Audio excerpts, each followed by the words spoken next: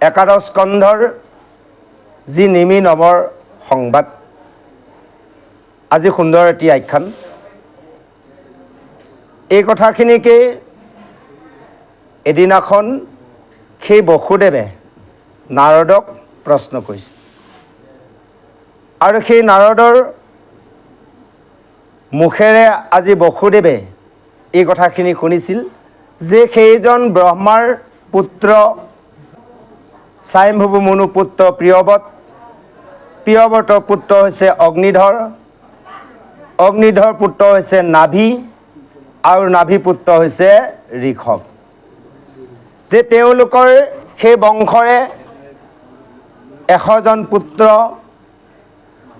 তাৰে সৰ্বশ্ৰেষ্ঠজন হৈছে ভৰত, আৰু সেই ভৰতৰ নামে আজি ভাৰতবৰ্ষ হৈছে। গতিকে সেই ভৰতৰ পৰা আজি ভাৰতবৰ্ষ হৈছে। সেই ভাৰতবৰ্ষৰ সেইজন ভৰতে সেই তৰুণ কালতে ঈশ্বৰ কৃষ্ণক তেওঁ চিন্তা কৰি তপস্যা কৰি তেওঁ সমস্ত বিষয়ক বিস্তাতুল্য দেখিছিল। আৰু সেইজন ভৰতে তেওঁ এটা জন্ম নহয়, 3টাৰ জন্মতহে গতি সাধন কৰিছিল। ইয়াৰ অৰ্থ প্ৰথম হৈছিল ভৰত ৰজা, যাৰ নামে আজি আমি ভাৰতবৰ্ষ। তেওঁ ইমান ধৰ্ম ৰক্ষা কৰিছিল, সেইকাৰণে ভাৰত ধৰ্ম নিৰপেক্ষ দেশ। এই ধৰ্ম ভাৰতৰ ব্যতিৰেকে অন্য দেশত আমি নেপাওঁ। সেইকাৰণে আমিও বহুত ভাগ্যৱন্ত, আমি এই ভাৰতবৰ্ষত জন্ম লাভ কৰিছোঁ। সেইকাৰণে কৈছে সেই ভৰত হয় ৰজা হয় পুত্ৰসকলক ৰাজ্যভাৰ অৰ্পণ কৰি, তেওঁ যেতিয়াৰ সেই বনত তপস্যা কৰি ভগৱন্তক চিন্তা কৰি গতি সাধন কৰিব বিচাৰিছিল, সেনে সময়তে তেওঁ এটি হৰিণ মায়াত পৰিছিল। সেই হৰিণ মায়াত পৰি হৰিণৰ পোৱালিটোৰ লগতে সদায় ৰাতি দিনে চিন্তা কৰোঁতে কৰোঁতে সেই হৰিণৰ পোৱালি এদিন গুচি গ'ল। আৰু সেই হৰিণৰ চিন্তাতে তেওঁ সেই কলেবৰ ত্যাগ কৰা হেতুকে তেওঁ দ্বিতীয় জন্ম পালে। তেওঁ পুনৰ সেই হৰিণৰ জন্ম এজন ঋষিৰ আশ্ৰমত, সেই ঋষিৰ ওচৰত প্ৰসাদ গ্ৰহণ কৰি কৰি অৱশেষত তেওঁ পুনৰ মনুষ্য জন্ম লাভ কৰিলে। সেইবাৰ আকৌ সেই জন্মৰ তেওঁ ভগৱন্তক অহৰ্নিশ দিনে ৰাতি হৃদয়ত স্মৰণ কৰি তেওঁ গতি সাধন কৰিছিল। সেইকাৰণে কৈছে 3টাৰ জন্মতহে সেইজন ভৰ ৰজাই গতি সাধন কৰিছিল। যে তেওঁলোকৰ সেই 9জন পুত্ৰ আছিল পৰম বৈষ্ণৱ, আৰু সেয়াই হৈছে নৱসিদ্ধ। আজি সেইজন নৱসিদ্ধৰ কথা আজি উল্লেখিত কৰিছে। সেই নৱসিদ্ধৰ 9জন হৈছে কবি, হবি, অন্তৰীক্ষ, প্ৰবুধ, পিপলায়ন, অবিহোত্ৰ, দৰবীন, চৰ্মশ আৰু কৰভাজন।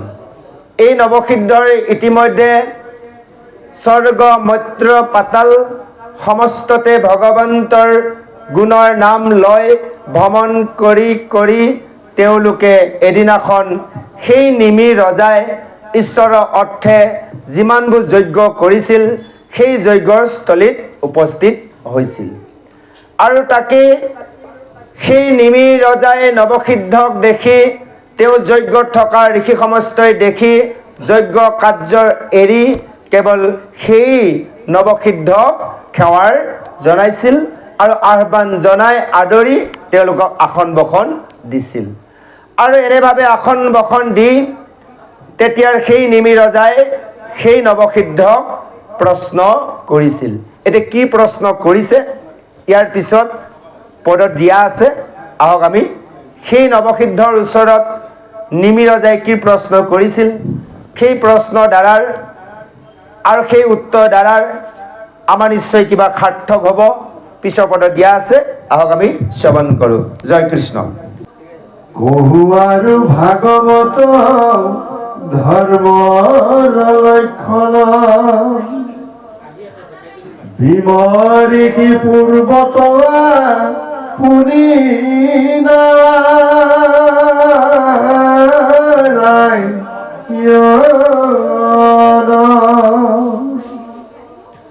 এৰাবে ঋষি মুখে আন ধৰ্ম কৰায়া বেকত কহিলা পুন মুখে নিজ ধৰ্ম যত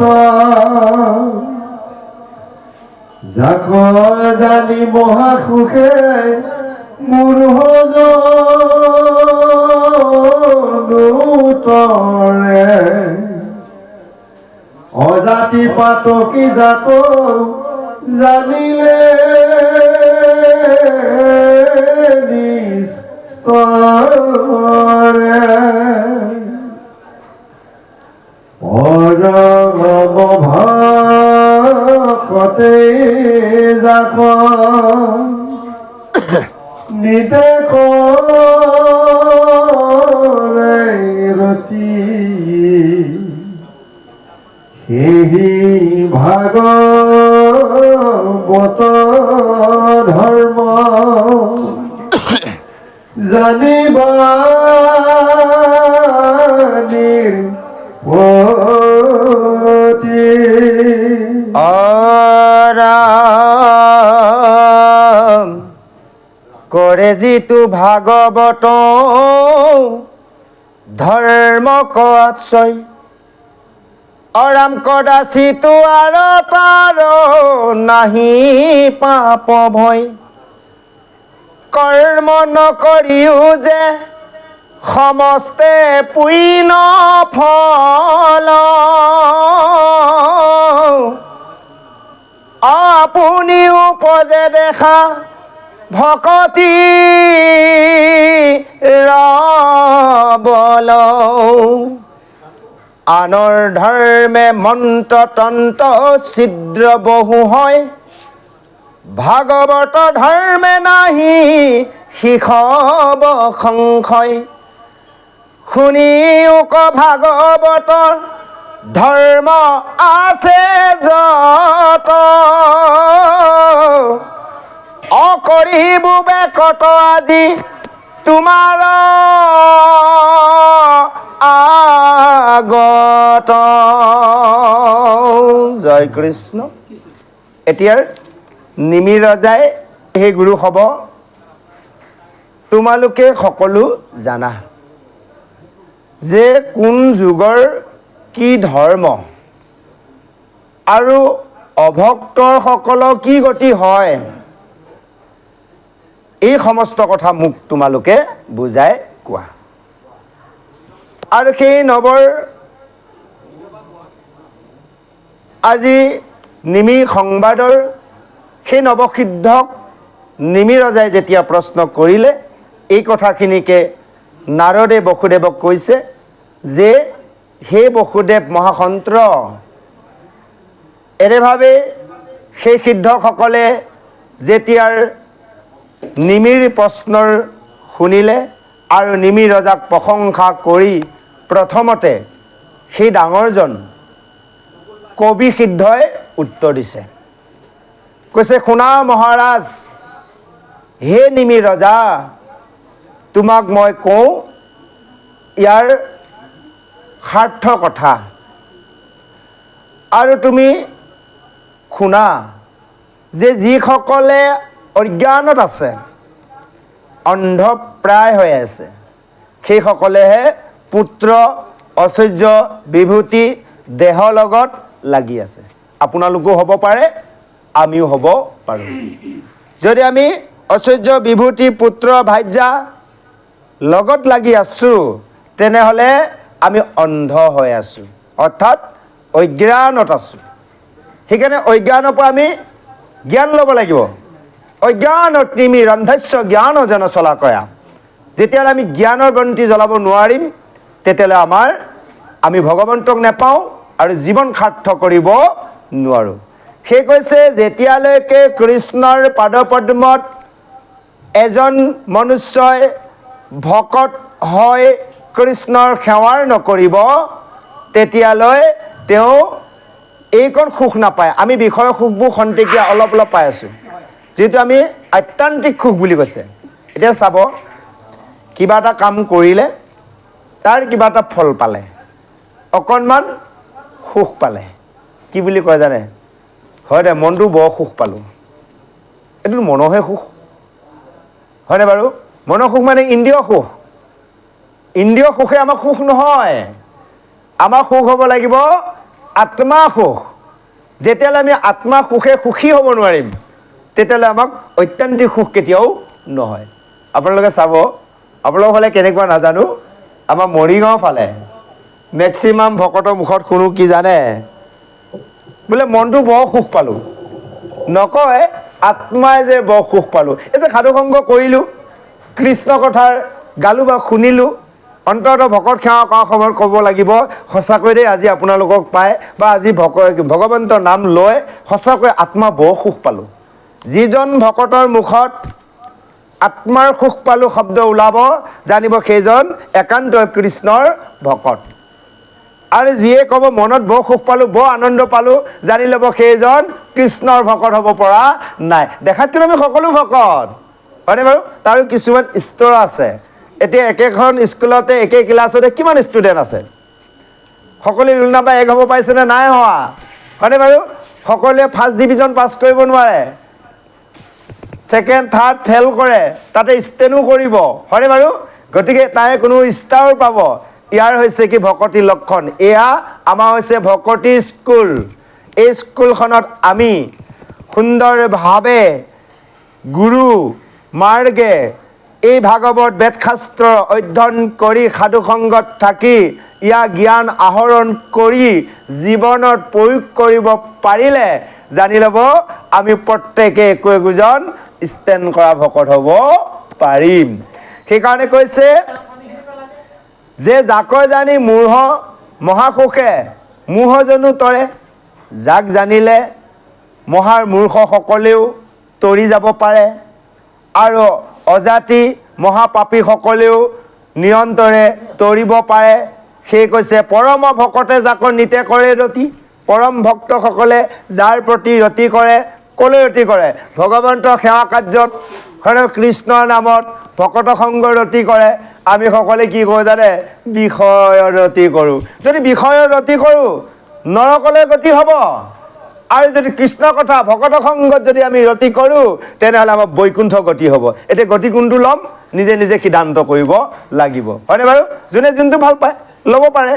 তদনুৰূপ আজি এই কথাখিনিকে কৈছে যে কৈছে কৰে যিটো ভাগৱত ধৰ্ম আশ্ৰয়, কদাচিতো তাৰ নাহি পাপ ভয়। যিজনে ভাগৱত ধৰ্ম আশ্ৰয় কৰিলে সেইজনৰ পাপো নাই, পাপৰলৈ ভয়ো নাই, কাৰোলৈ ভয় খাব লগা একো নাথাকে। আৰু কৰ্ম নকৰিলেও যে সমস্ত পুণ্য ফল আহি উপজে, এয়া হ'ল ভকতিৰ বলত। এতিয়া আমি পুণ্য অৰ্জন কৰিবলৈ হ'লে কিছুমান ভাল কাম কৰিব লাগিব, হয়নে প্ৰভু? ভাল কাম কৰিলেই পুণ্য হ'ব। এতিয়া আমাৰ ভাল আৰু বেয়া শব্দ দুইটা কটা যাব। যেনে আমি ভক্তি কৰোঁ, কি ভক্তি? কৃষ্ণ ভক্তি। কৃষ্ণ ভক্তি কৰিলে পুণ্য নিজে নিজে আহিব। এতিয়া পুণ্যটো আমাৰ বিশেষভাৱে প্ৰয়োজন নাথাকে ভকতলৈ। এতিয়া চাওক, পাপ আৰু পুণ্য এই হ'ল আমাৰ এখন একাউণ্টছৰ মানে ডিপজিট হয়। আমাৰ জন্মৰ লগত এখন একাউণ্টছ আছে, সেই একাউণ্টছখনত আমাৰ পাপ পুণ্য জমা হয়। জন্মৰ লগতে আপোনালোকে পাপ কাম কৰিলেও পাপ হ'বই বিষয় সংখ্যাত, আৰু নকৰিলেও পুণ্য হ'বই। বুজি পাইছে? পাপ পুণ্য থাকিবই, কিন্তু যদি আমি ভাল কাম কৰিছোঁ পুণ্য অলপ বেছি, যদি ভাল কাম কৰা নাই পাপ অলপ বেছি, তাৰ মাজতো পুণ্য থাকিব। এইখন একাউণ্টছৰ বাদে আমি আৰু এখন একাউণ্টছ খুলিব লাগিব। সেইখন আমি খুলি লৈছোঁ, আপোনালোকে খুলি লৈছে। সেইখন হৈছে ভক্তি একাউণ্টছ। ভক্তি একাউণ্টছখন কেতিয়া খোলা হৈছে? গুৰুৰ ওচৰত। বুজি পালেনে? যে গুৰুক শৰণ ভজন নোলোৱাকৈ কোনোজনে ভগৱন্তক ভজিলেও তেওঁক জীৱন সাৰ্থক কৰিব নোৱাৰে, কাৰণ গুৰু মুখে লোৱা নাম হ'ব লাগিব। সেইকাৰণে কৈছে ধ্যানং মূলং গুৰু মূৰুতি, পূজাৰ মূলং গুৰু পদ, মন্ত্ৰ মূলং গুৰু বাক্যং, মুখ্য মূলং গুৰু কৃপা। গতিকে গুৰু কৃপা নহ'লে আমি কেতিয়াও জীৱন ধন্য কৰিব নোৱাৰিম। সেইকাৰণে কৈছে কৈছে আনৰ ধৰ্ম মন্ত্ৰ তন্ত্ৰ সিদ্ধ বহু হয়, ভাগৱতৰ ধৰ্মে নাহি শিষব সংশয়। যে অন্য ধৰ্ম কৰ্ম কৰিলে, মন্ত্ৰ তন্ত্ৰ কিবা যাগ যজ্ঞ পূজা পাৰ্বণ কৰিলে তাতো সিদ্ধ লাগে। কৃষ্ণ সেৱাত সিদ্ধ নাই। আমি যদি কওঁ কোনোবা দেৱক পুজিলোঁ, ভাল নহ'ল, আকৌ দুখ জাপি দিব, হয়নে বাৰু? আকৌ সেইবিলাক লেঠা মাৰোঁতে বহুত জামেলা হয়। সেইকাৰণে কৈছে এইবোৰ সিদ্ধ থাকে কেৱল ভাগৱত ধৰ্মত, এয়া একো সিদ্ধ নাই, একো সংশয় নাই। সেই কৈছে শুনিও ক ভাগৱতৰ ধৰ্ম আছে যত, যিমানবোৰ ভাগৱত ধৰ্ম আছে, এই কবি কৈছে কৰিব বেকত আজি তোমাৰো আগত, যে হে নিমি ৰজা, আজি তোমাৰ আগত যিমান ভাগৱত ধৰ্ম আছে সমস্তৰ বেকত কৰিম, কেৱল তুমি শুনা। এইখিনিতে অকণমান উপদেশ আগবঢ়াইছে কবিজনাই। আহক আমি উপদেশখন শ্ৰৱণ কৰোঁ। জয় কৃষ্ণ। শুনা সভাসদ পদ কৰিয়া প্ৰবন্ধ,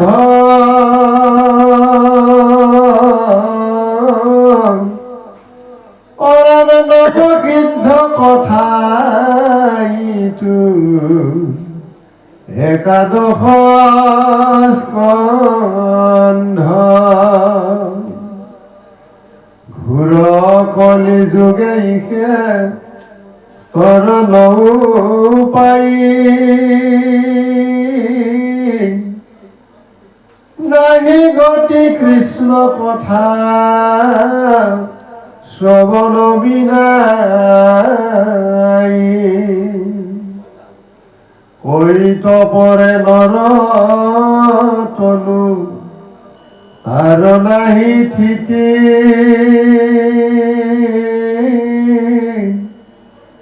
ঐদপি নোপোজে যম জাত নাৰ ভীতি। অহৰি যাই আজি কালি কৰি আয়ুস নিৰন্তৰে,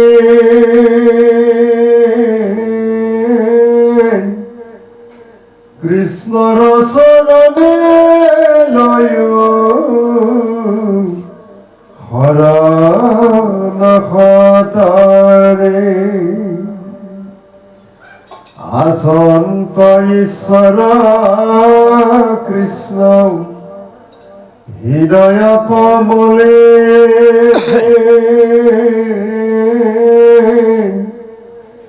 নজানে পাৱন হবে বিষয় বিকলে।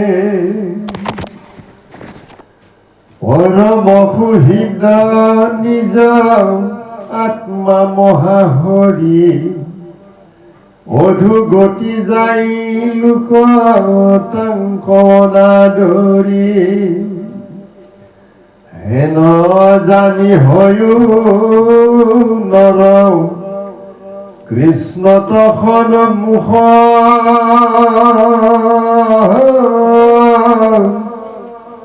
পাখৰা কি মতে যম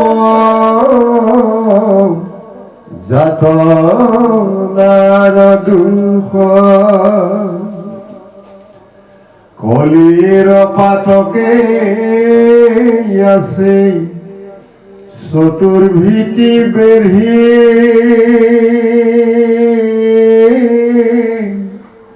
ৰাম ৰাম বোলা যাও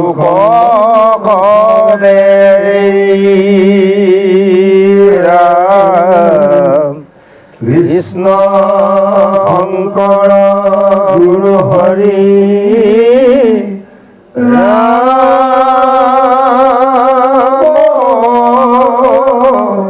হৰি ৰাম হৰি ৰাম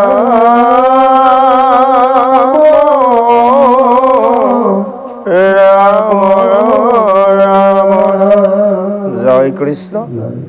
আজি কবিজনাই উপদেশত কৈছে শুনা সভাসদ, এই ভাগৱতৰ পদ যে এই নৱসিদ্ধৰ যি একাদশ স্কন্ধত যি আজি নিমিৰ ৰজাক কৈছে আৰু এই ঘূ কলিযুগৰ তৰণৰ উপায় হৈছে কেৱল কৃষ্ণ নাম। কৃষ্ণ নামৰ ব্যতিৰেকে আমি এই কলিযুগত কোনেও তৰি যাব নোৱাৰোঁ। সেইকাৰণে কৈছে এই নৰতনু দেহা ক'ত কেতিয়া পৰিব, কোন মুহূৰ্তত আমাৰ এই শৰীৰৰ পৰা চৈতন্য শক্তি আত্মা ওলাই যাব তাক আমি নেজানো। সেইকাৰণে আৰু আমাকো সেই বিষয়ৰ কৰ্মত থাকোঁতে পিছে পিছে যমদূতে খেদি ফুৰিছে, সুবিধা পালে ধৰি লৈ যাব। যেনেকৈ সেই বিয়াৰহে পশু পক্ষী ধৰিবলৈ ফান পতাৰ দৰে, অৰ্থাৎ চিকাৰীয়ে ফান পাতি থকাৰ দৰে আমাকো সেই কালসৰ্পৰ কালে ফান পাতি আছে যে কোন মুহূৰ্তত আমাৰ আয়ুস গৈ আছে, কোন মুহূৰ্তত মৃত্যু হ'ব আমি নেজানো। সেইকাৰণে আয়ুসবোৰ গৈ আছে কৃষ্ণৰ চৰণত সতৰে শৰণ লোৱা। আজি আমাক এনেভাৱে উপদেশ দিছে আৰু সেইজন কৃষ্ণই সকলো হৃদয় কমলত আছে, আমি তাক চিনি জানি ল'ব লাগিব। এতিয়া ভগৱন্ত আমাৰ হৃদয়ৰ লগতে আছে, হয়নে প্ৰভু? আমি বাহিৰত বিচাৰি ফুৰিটো লাভ নাই। গতিকে সেইকাৰণে আমি প্ৰথমে নিজৰ লগত থকাৰ ভগৱন্তক চিনিব লাগিব। সেই কৈছে আনক চিনাৰ আগত আমি নিজক চিনিব লাগিব। এতিয়া আমি যদি নিজক চিনি পাইছোঁ তেতিয়াহ'লে বিশ্বব্ৰহ্মাণ্ডক সকলোকে চিনি পাম। আমি নিজকে চিনি পোৱা নাই। এতিয়া যদি আমাক সোধা যায় বোলে আপুনি কোন, আমি চিধা কৈ দিম কি আমি অমুক তমুক কিবা কিবি কৈ দিম। আচলতে আমি একেষাৰে ক'ব পাৰিব লাগিব যে আমি এটি আত্মা। এই ভাৱনা এই কথা আমাৰ মুখত নাহে। চিধাকৈ সুধিলে কি ক'ম আৰু আপুনি কোন, বোলে মই বিষ্ণু। নিজা নিজা নামটো কৈ দিম ন প্ৰভু। কিন্তু কথা হ'ল কি আমি যে এটি আত্মা, এই কথাটো আমি জানি ল'ব লাগিব। অৰ্থাৎ ভগৱন্তই চৈতন্য শক্তিৰ দ্বাৰা আত্মাৰূপে আমাৰ সমস্ত হৃদয় কমলত আছে। সেই কৈছে আচন্ত ঈশ্বৰ কৃষ্ণ হৃদয় কমলে, নাজানে পামৰ সবে বিষয়ৰ বিকলে। সেই মহাপাপীসকলে বিষয়তে পৰি নেজানে যে ঈশ্বৰ কৃষ্ণ হৃদয় কমলত আছে। সেইজনক আমি বিচাৰি ল'ব লাগিব। আমি বাহিৰত বিশ্বব্ৰহ্মাণ্ডত বিচৰাতকৈ নিজৰ হৃদয়ত বিচাৰিব লাগিব। সেই কৈছে পৰম সুহিত সেই নিজৰ আত্মা মহাহৰি সেইজনে। আৰু কৈছে অধোগতি যায় লোকে তাংকন অনাদৰি, যে অধোগতি যায় লোকসকলে যিজন কৃষ্ণ হৰিক সেইজনক অনাদৰ কৰি। সেইকাৰণে আমি ভগৱন্তক অৰ্থাৎ জীৱক অৰ্থাৎ নিজক আমি সংযতনে ৰাখি কেৱল আত্মাক যদি আমি বস্তুক জানিব পাৰোঁ, প্ৰত্যেকৰ হৃদয়ত থকা আত্মাক জানিব পাৰোঁ ঈশ্বৰৰূপে, তেনেহ'লে আমি অধোগতি নাযায় ঊৰ্ধ্বগতিত যাব পাৰিম। আৰু অধোগতি যোৱা মানে নৰকত যাব লাগিব, ঊৰ্ধ্বগতি যোৱা মানে আমি স্বৰ্গ বৈকুণ্ঠ যাব পাৰিম। সেইকাৰণে কৈছে এই কথাখিনি জানি সকলো নৰই কৃষ্ণ সন্মুখ হোৱা, আৰু কৃষ্ণ যদি সন্মুখ নোহোৱা তেনেহ'লে যমদূতৰ পৰা কেতিয়াও ৰক্ষা নেপাবা। এতিয়া কৃষ্ণ আমি সন্মুখ হ'ব লাগিব। কৃষ্ণ যদি সন্মুখত থাকে, কোনোবা এজন যদি সন্মুখত লগত থাকে প্ৰভু, ভয় খাব লগা একো নাই। যদি অকলশৰীয়া হয় ভয় লাগে, নালাগে নেকি বাৰু? গতিকে লগত যদি এজন থাকে, বোলে আগত এজন পিছত এজন হ'লে ৰাতি মই অকলে ঘূৰি ফুৰিব পাৰোঁ, তাৰমানে আগত এজন পিছত এজন। এতিয়া আগত পিছত কাক ল'ব? গতিকে কৃষ্ণ হৰি ৰাম হৰি লগত লৈ ঘূৰি ফুৰক, একো ভয় খাব লগা নাই। আৰু যমদূত আহিব নোৱাৰে। সেইকাৰণে যে কলি যুগত পাপে সকলোকে চতুৰ্বৃত্তি বেহি ধৰিছে। এই পাপৰ পৰা পৰিত্ৰাণ পাবলৈ, পাপক নাশ কৰিবলৈ কেৱল উচ্চ স্বৰে সভাসদক ৰাম নাম ডাকিবলৈ আজি কবিজনাই গুৰুজনাই সুন্দৰভাৱে উপদেশ প্ৰদান কৰিছে।